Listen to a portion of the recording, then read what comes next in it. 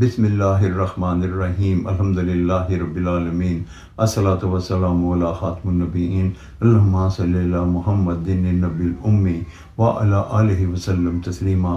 السلام علیکم ورحمۃ اللہ وبرکاتہ۔ میری آج کی حدیث، امام المرسلین خاتم النبیین حضرت محمد صلی اللہ علیہ وآلہ وسلم نے فرمایا، اگر انسان کو یہ معلوم ہو جائے کہ رمضان کا مہینہ کیا ہے، اس میں کتنی رحمتیں اور نعمتیں برستی ہیں، تو وہ یہ چاہتا کہ پورا سال ہی رمضان ہو۔ اس حدیث مبارکہ کا یہ مفہوم ہے، اور نبی پاک صلی اللہ علیہ وآلہ وسلم نے اس میں ہمیں بتا دیا کہ رحمتوں کا مہینہ ہے، اس میں پورا مہینہ رحمتیں اور نعمتیں برستی رہتی ہیں۔ اگر ہمیں اس کا ادراک ہو جائے تو ہم یہ خواہش کریں گے کہ یہ پورا سال ہی یہی مہینہ رہے، مگر یہ مہینہ تو گزر جائے گا۔ ہمیں چاہیے کہ ہم اس سے استفادہ حاصل کریں۔ السلام علیکم ورحمۃ اللہ وبرکاتہ۔